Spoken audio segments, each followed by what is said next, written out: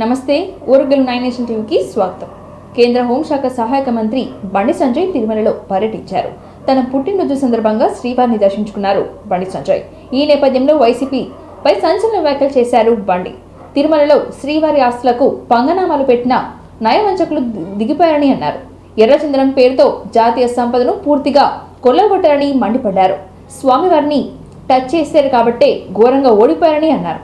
దేవుడి ఆస్తులను దోచుకొని తింటే ఎవరికైనా ఇలాంటి గతే పడుతుందని అన్నారు. జగన్ హయాంలో టీడీపీ రాజకీయాలు నిరుద్యోగులు పునరావాస కేంద్రానికి మారిందని ఫైర్ అయ్యారు బండి. ఎర్రచందనం దొంగలు వదిలిపెట్టే ప్రసక్తి లేదని తెలిపారు. నయవంచకులపై స్వామివారికి నిత్యం సేవ చేసే సేవకులు వచ్చారని అన్నారు కేంద్ర హోంశాఖ సహాయక మంత్రి బండి సంజయ్. ఎర్రచందనం వీళ్ళంతా వీరప్పన్ వారసులు అంతా కూడా వీరప్పన్ గత పాలకులు గత కమిటీ నిర్వాహకులు చేసినటువంటి నిర్వాహకం గురించి చెప్తా ఉన్నారు. వాళ్ళ స్వామివారి ఆస్తిని జాతీయ సంపదను కొల్లగొట్టే ప్రయత్నం చేశారు. వాళ్ళ ఎర్రచందనం వీళ్ళంతా వీరప్పన్ వారసులు అంతా కూడా వీరప్పన్ వారసుల చేతిలో ఉన్నటి వరకు కూడా టీటీడీ ఉండే. స్వామివారి పవర్ ఎంతో తెలుసు, స్వామివారి శక్తి ఎంతో తెలుసు. సరే సంవత్సరాలు వాళ్ళు ఆడిందే ఆట పాడిందే పాట కావచ్చు. ఇవాళ ఏమైంది పరిస్థితి? స్వామివారి జోలు పోతే ఏమైంది పరిస్థితి? ఎర్రచందనం పేరుతోని దొంగదందా చేస్తూ వేల కోట్ల రూపాయల స్వామివారి ఆస్తిని జాతీయ సంపదను దోచుకుంటూ వాళ్ళే ఇవాళ రాజకీయాలను శాసించే స్థాయికి వచ్చారు. రాజకీయ నాయకులను వాళ్ళ గుప్పిట్లో పెట్టుకుని ఎన్నికల్లో గెలవాలన్నా, ఎన్నికల్లో ఖర్చు పెట్టాలన్నా, పార్టీలు నడవాలన్నా, చివరకు ప్రభుత్వాన్ని కూడా అప్పులిచ్చే స్థాయికి వచ్చిరంటే ఇంతకన్నా దుర్మార్గం, ఇంత సిగ్గుచేటి కూడా కాదన్న విషయాన్ని మనం గుర్తుంచుకోవాలి. తప్పకుండా దీన్ని వదిలిపెట్టే ప్రసక్తి లేదు.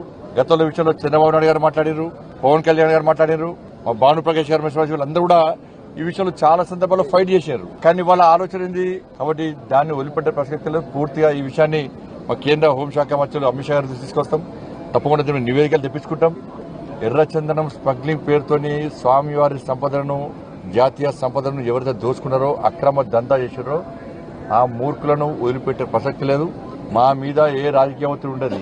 రాజకీయ ఒత్తిడికి భయపడేటువంటి వ్యక్తులం కాదు. మేము ప్రజా సంపదను, శ్రీవారి సంపదను, జాతీయ సంపదను కాపాడే వ్యక్తులం. ఇన్ని రోజులు మీరు ఆడింది ఆడపాడు. ఇక్కడి నుంచి జరిగే ప్రసక్తి లేదు, వాళ్ళని వదిలిపెట్టే ప్రసక్తి లేదు. ప్రతిపక్షాల ఉచ్చులో పడవద్దని రవాణా శాఖ మంత్రి పొన్నం ప్రభాకర్ నిరుద్యోగులకు సూచించారు. యువతకు జాబ్స్ రాకుండా చేయాలని కేటీఆర్, హరీష్ రావులు కుట్ర చేస్తున్నారని మండిపడ్డారు. గురువారం ఆయన గాంధీ భవన్ లో ప్రెస్ మీట్ లో మాట్లాడుతూ విద్యార్థులు చదువుకోవాల్సిన సమయాన్ని వృధా చేసుకోవద్దని కోరారు. జాబ్ క్యాలెండర్ గురించి మేధావుల అభిప్రాయం తీసుకుని త్వరలో విడుదల చేస్తామని ఆయన స్పష్టం చేశారు. కాంగ్రెస్ ప్రభుత్వం నిరుద్యోగుల పక్షాన ఉంటుందని ఆయన తెలిపారు. కిషన్ రెడ్డి హైదరాబాద్ ఇమేజ్ ని చెడగొడుతున్నారని, చేస్తే ఊడుకోమని మంత్రి పొన్నం ప్రభాకర్ అన్నారు. జీఎస్ఎంసీ ఎన్నికల్లో రాజకీయం ఆట కోసం కాంగ్రెస్ ప్రభుత్వాన్ని, హైదరాబాద్ ని మంత్రి కిషన్ రెడ్డి విమర్శిస్తున్నాడని ఆరోపించారు. కేంద్ర మంత్రిగా ఉండి ఆయన 5 ఏళ్లలో హైదరాబాద్ కు చేసింది ఏమీ లేదని, ఏం చేశారో, ఎన్ని నిధులు తెచ్చాడో కిషన్ రెడ్డి చెప్పాలని ప్రశ్నించారు. బీఆర్ఎస్, బీజేపీల మిత్రపక్షం ఉండి హైదరాబాద్ ను ఆగం చేసిందని వాస్తవం కాదా అని ఆయన ప్రశ్నించారు. కిషన్ రెడ్డి గారి మాటలు చూస్తే ఆశ్చర్యం అనిపించింది.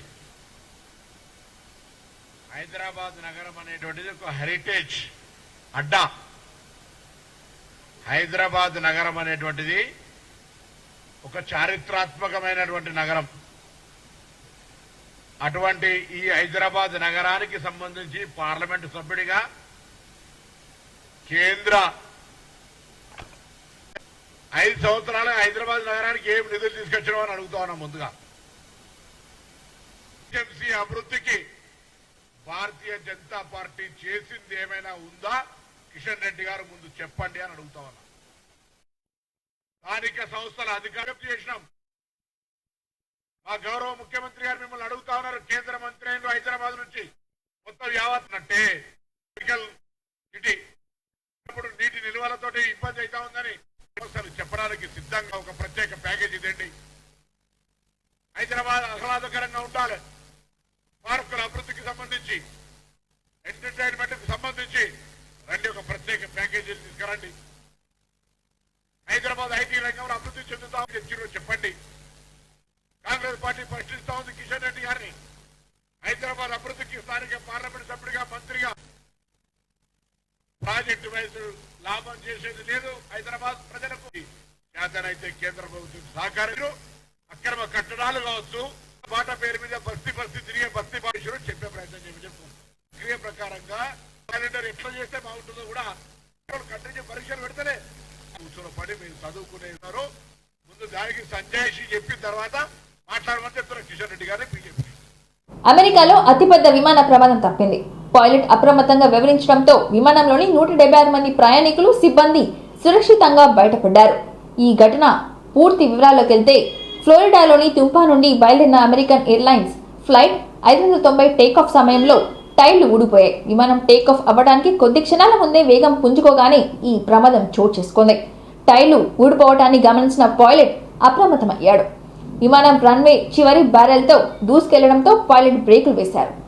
పైలట్ అప్రమత్తం వివరించడంతో ఎటువంటి ప్రమాదం సంభవించలేదు. దీంతో అంతా ఊపిరి పీల్చుకున్నారు.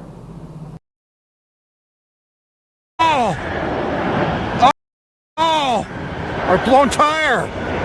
Roll the trucks! Roll the trucks! Roll the trucks!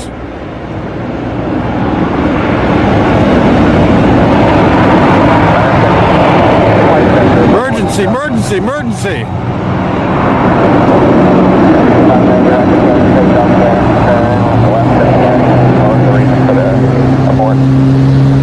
They're on fire! The balloon tire require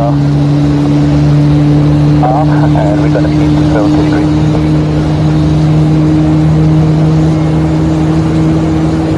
There's 590. Oh my gosh.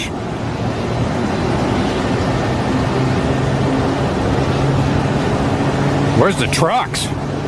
Where's anybody? Whoa! Whoa, whoa, whoa, whoa! Shit. వన మహోత్సవంలో అందరి భాగస్వామ్యంతో మొక్కలు నాటి జిల్లాలను అగ్రగామిగా నిలబెడదామని మంత్రి కొండ సురేఖ పిలుపునిచ్చారు. వన మహోత్సవం వజ్రోత్సవంలో భాగంగా వరంగల్ మహానగర పాలక సంస్థ అటవీ శాఖ సంయుక్త ఆధ్వర్యంలో వరంగల్ పట్టణంలోని లేబర్ కాలనీ ఈఎస్ఐ ఆసుపత్రి ఆవరణలో ఏర్పాటు చేసిన మొక్కలు నాటే కార్యక్రమంలో మంత్రి కొండ సురేఖ, నగర మేయర్ గుండు Sudharani, collector Satyasarada, GWMC commissioner Ashwini Tanaji, జిల్లా అటవీ శాఖ అధికారి అనుజ్ అగర్వాల్తో కలిసి మొక్కలు నాటారు. ఈ సందర్భంగా ఇంటింటికి మొక్కలు నాటుటకు గాను మంత్రి మొక్కలను పంపిణీ చేశారు. ఈ సందర్భంగా మంత్రి మాట్లాడుతూ 75 ఏళ్ల క్రితం అప్పటి కేంద్ర వ్యవసాయ శాఖ మంత్రి మున్షి వన మహోత్సవ కార్యక్రమాన్ని ప్రారంభించారు.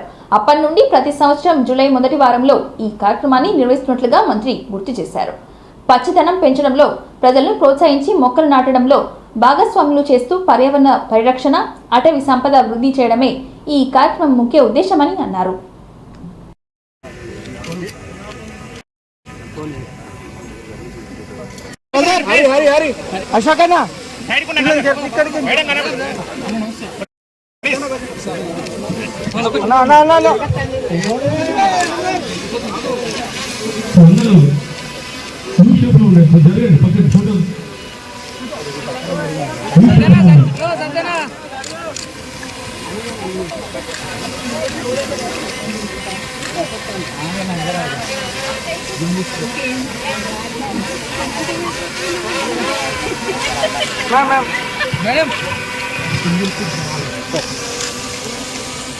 ఈఎస్ఐ హాస్పిటల్లో మంచి పెరిగిపోయి ఆశిస్తున్నాం. అందరూ కూడా హాస్పిటల్ సిబ్బంది వీటిని సంరక్షించాల్సిన బాధ్యత ఉంది. ఒక్క పెట్టడంతో బాధ్యత రక్త సంస్థ నాటికి అశోక్ సార్ని రావాల్సి వచ్చారు. ఇప్పుడు నేను ఈఎస్ఐ హాస్పిటల్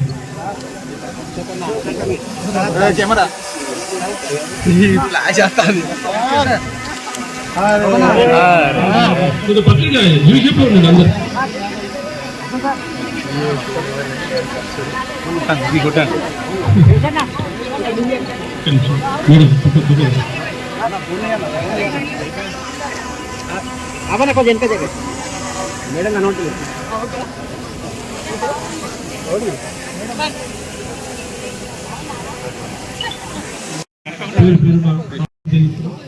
కాబట్టి ఈ కార్యక్రమాన్ని విజయవంతం చేయడానికి మహిళలు ఎక్కువగా ఈ వనమహోత్సవ కార్యక్రమంలో పాల్గొనాల్సిందిగా విజ్ఞప్తి చేస్తున్నాం.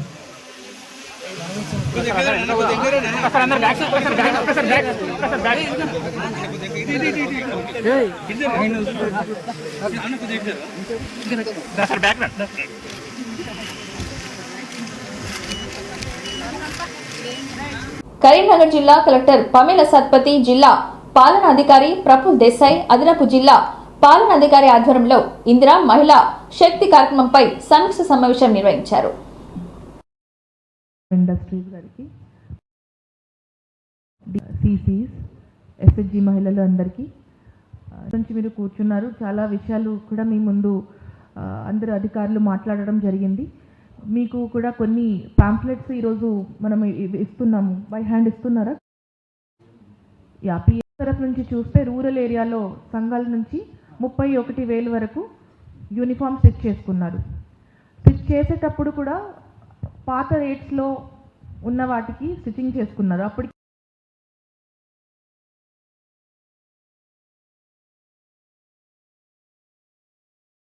జరిగింది.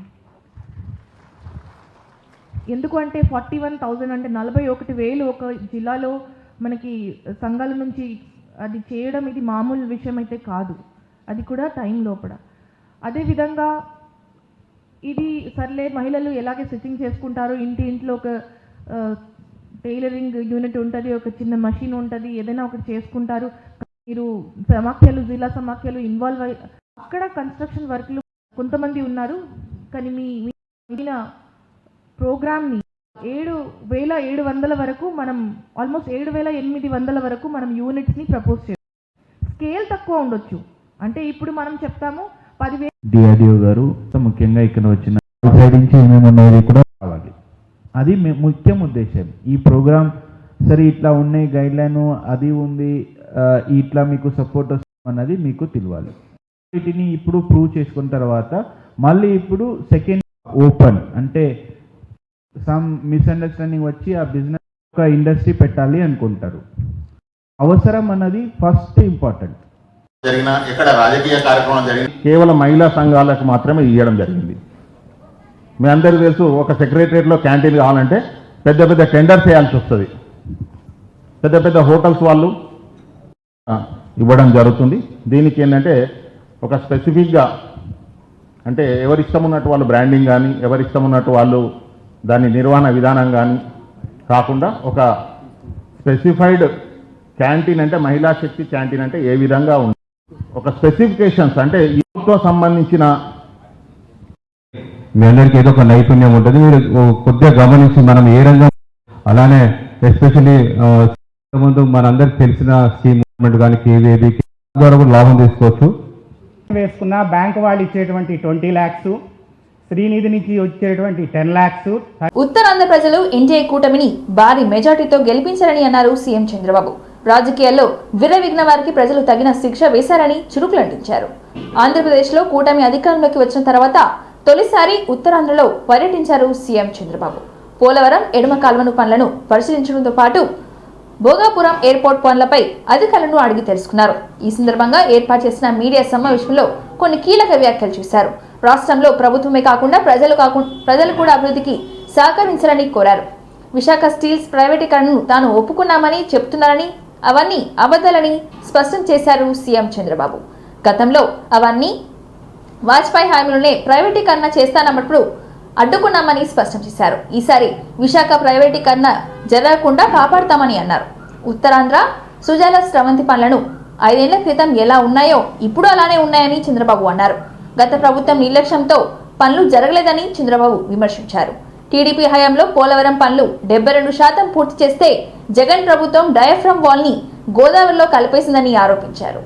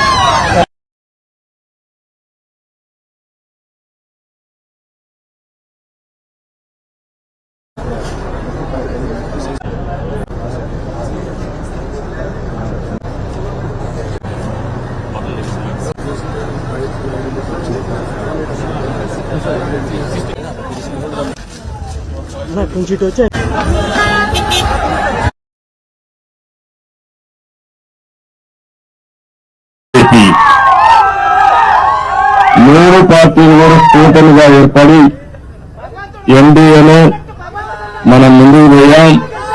మీరు చూస్తే ఏదైతే అరాచకాలు చేసిన వ్యక్తిని, తప్పులు చేసిన వ్యక్తిని గోతులు దిగారు. అది పూర్తయ్యే లోపల పురుషోత్తపట్నం పుష్కర లిఫ్ట్ ఇరిగేషన్ల ద్వారా మెరుగైన ఫలితాలు వస్తాయి. ఈ రోజు నేను అన్ని చూశాను. నదుల అనుసంధానం చేసి ఈ రాష్ట్రంలో కరువు లేకుండా చేయాలనేది ఎన్డీఏ అభిష్టం అని చెప్పి కూడా నేను ఎన్డీఏ పైనుంది మనందరం కలిసి చెప్పాం. ప్రజలు మన యొక్క ఆలోచనని ఆర్థిక సహాయం చేసి 30 రోజులు కూడా కాలేదు చెప్పా. నేను అందరితో మాట్లాడుతున్న ప్రపంచం అంతా అందరూ మీరంటే మాకు అభిమానం ఉంది. సచివాలయ సిబ్బందితో ఒకే రోజు ఇచ్చాం. అందుకని సచివాలయ సిబ్బందితో ఒకే రోజు పింఛన్లు ఇచ్చిన పార్టీ తెలుగుదేశం ఎన్డీఏ ప్రభుత్వం. అవునా కాదా అని అడుగుతున్నా మిమ్మల్ని. జీతాలు మీ మనసులు చూస్తా ఉంటే, మీ ముఖాలు చూస్తా ఉంటే ఎక్కడికక్కడ ఉత్సాహంగా కనపడి వస్తున్నారు. అంత మునుపు నాకు జ్ఞాపకం ఉండేది. నార్త్ కొరియాలో కిమ్ ఉన్నాడు. అక్కడ నవ్వితే కొడతారు, ఏడిస్తే కొడతారు. మీ ఇంట్లో ఎవరైనా చనిపోతే ఏడిస్తే కొడతారు. మీ ఇంట్లో ఏదైనా మంచి జరిగితే నవ్వితే కొడతారు. అలాంటి జిమ్ ఇక్కడ ఉన్నాడు మనకు మొన్నటి వరకు. అందరూ ఇబ్బందులు పడ్డాం. కానీ ఈరోజు మాత్రం మీకు రియల్ గా చెప్తున్నా, ఫస్ట్ మీరందరూ కూడా వాక్స్వాతంత్రమే కాకుండా హ్యాపీగా ఉండడం కోసం భగవంతుడు ఎంత శక్తి ఇస్తే అంత శక్తిని ఉపయోగించి మేము మీకు అండగా ఉంటాం, చేస్తామని మరొక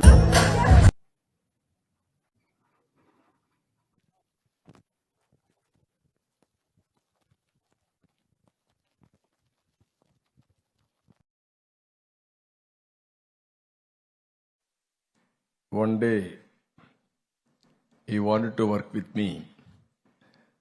One of my officer, with modesty, I am not.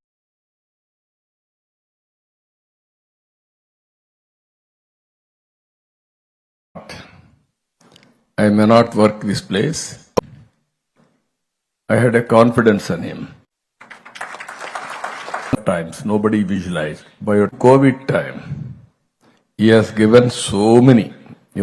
This medtech job here, and not only one or two things. He produced 100 ventilators as on today for a day spot to eradicate mosquitoes. Can you make Andhra Pradesh and India going for next generation technologies? Overall, 8 days or 10 days I stayed here only, and also tell to the world with a small initiative how they made a big. Thank you, Honorable Chief Minister. Your kind words are a booster to everyone present here and a guiding force for generations to come.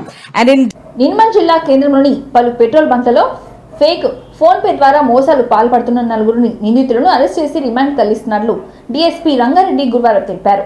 Nizamabad జిల్లాకు చెందిన భరత్, సాయి కిరణ్, రాథోడ్ అరుణ్, రాథోడ్ జీవన్ అనే 4 యువకులు phone pay ద్వారా డబ్బులు పంపిస్తానని మాయమాటలతో 2 petrol బంక్లలో 16,000 తీసుకున్నట్లుగా తెలిపారు.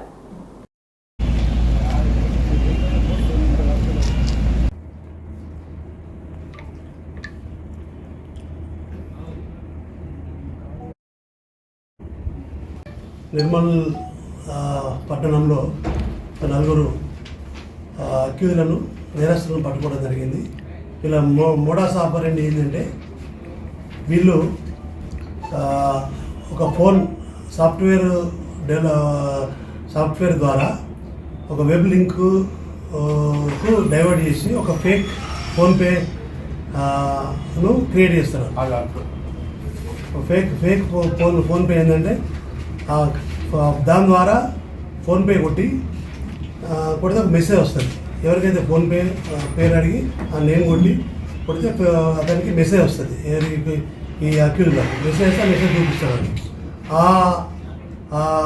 ఆ యొక్క fake software, fake PhonePe యాప్తో వీళ్ళు చాలా నేరస్తులు చేయడం జరిగింది, నేరం చేయడం జరిగింది. ఫస్ట్ ఈ నిర్మపట్నంలో పెట్రోల్ బంక్లోకి వెళ్తారు వీళ్ళు, 4 అక్యూజ్ వీళ్ళు పెట్రోల్ బంక్లోకి వెళ్తారు. పెట్రోల్ బంక్లో ఫస్ట్ ఒక 200 రూపీస్ది ఫోన్ పెట్రోల్ పోసుకుంటారు. పెట్రోల్ పోసుకొని అప్పుడు కరెక్ట్ ఉంటాడంటే డబ్బులు లేవు, లిక్విడ్ క్యాష్ చేస్తే ఓకే అని చెప్తే వీళ్ళు ఫేక్ ఫోన్ కొట్టినప్పుడు మెసేజ్ వస్తుంది, ఇది నీకు ఫోన్పే పెట్టినాను. ఎంఓ అయితే పెట్రోల్ బంక్.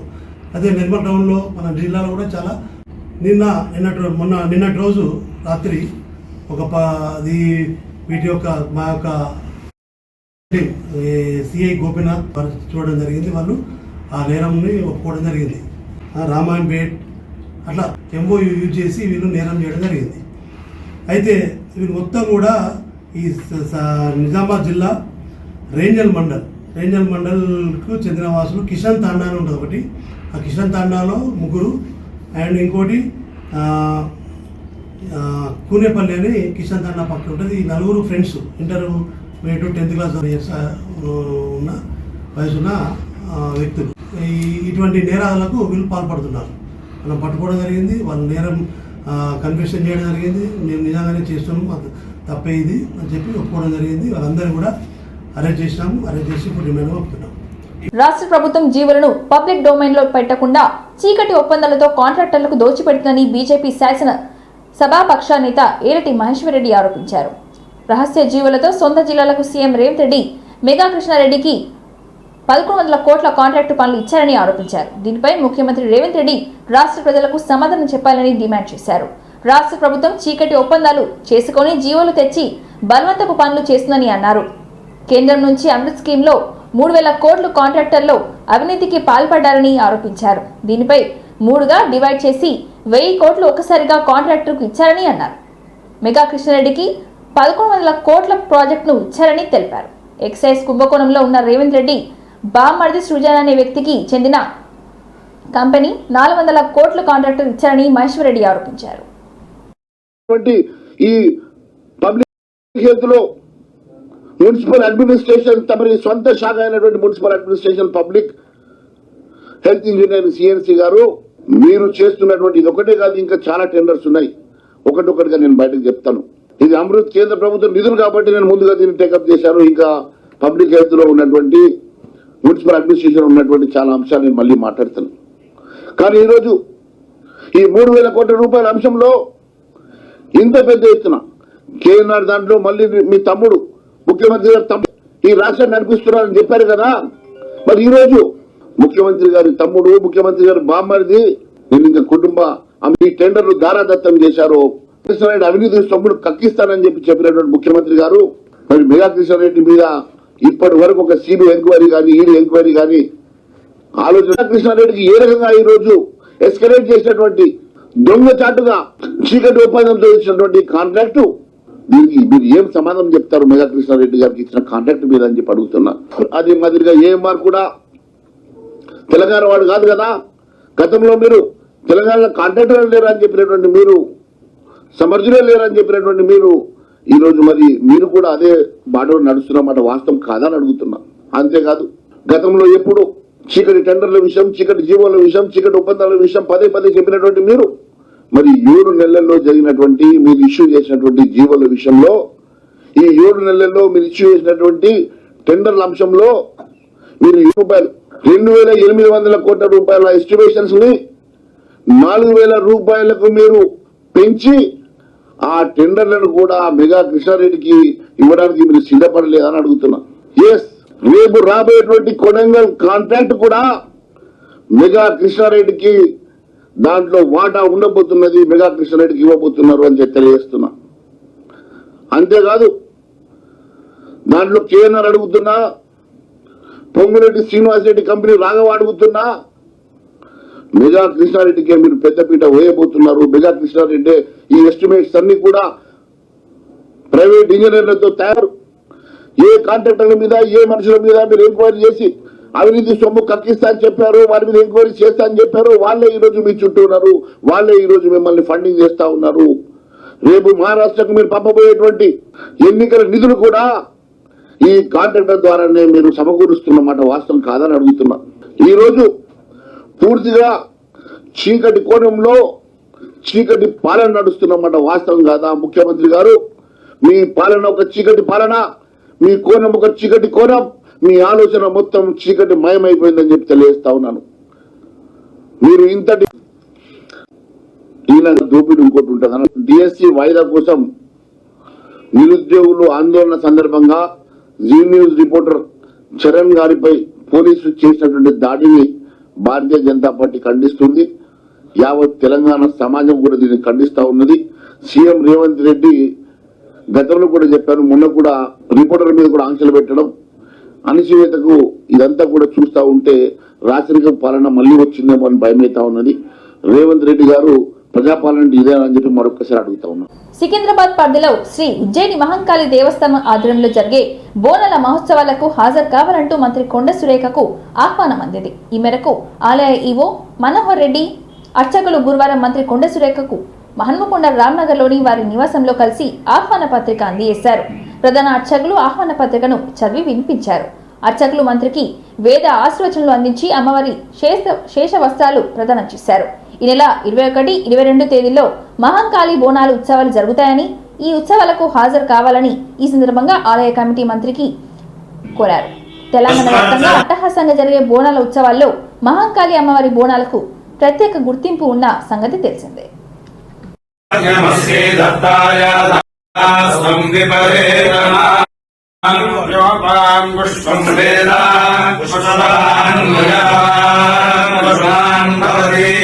చంద్రమావాం పుష్పం పుష్పవాన్ ప్రజావాన్ పుష్పాన్ భవతి అవివస్రాన్ వసాన్యరశాభిధేనో సుఖః భూయమాన్ అభిచందా భద్రవేనో యన్నాన్ దధినో దేవ సోమా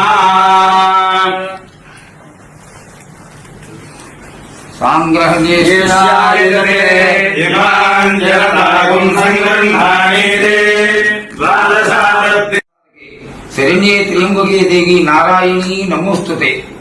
తెలంగాణ ప్రభుత్వం గౌరవనీయులు శ్రీమతి కొండా సురేఖ గారికి స్వస్తిశ్రీ చాంద్రమాన క్రోధినామ సంవత్సర ఆషాఢ శుద్ధ పౌర్ణమి ఆదివారం 21/7/2024 గోనాల పండగ మరియు ఆషాఢ బహుళ పాడ్యమి సోమవారం 22/7/2024 రంగం కార్యక్రమం జరుగును. కావున విశేషమైన ఈ రోజులలో అత్యంత వైభవముగా నేత్ర కర్వముగా జరిగించు ఈ పండగ మహోత్సవంలో తమరు పాల్గొని అమ్మవారిని దర్శించి ఆశీర్వాదం పొందగలరని మనవి. శ్రీ అమ్మవారి గజాధిరోహణ మహోత్సవము 22/7/2024 సోమవారం ఉదయం 10 గంటలకు జరుగును. శ్రీ ఉజ్జయిని మహాకాళి అమ్మవారికి లోక కళ్యాణార్థమై గోనాల మహాహారతి సమర్పణ మహోత్సవం జరుగును. ప్రజలు శ్రేయస్సు కోరి ప్రతి ఏటా వైభవముగా జరుగుబడి ఇట్టి గోనాల మహోత్సవంలో తెలంగాణ ప్రభుత్వం ద్వారా మహాకాళి అమ్మవారికి గోనాల మహాహారతి సమర్పించుటకు తమరు సకుటుంబంగా ఇచ్చేసి శ్రీ అమ్మవారి దివ్యానుగ్రహం పాత్రలు కాగలని ఆశిస్తున్నాం. శ్రియం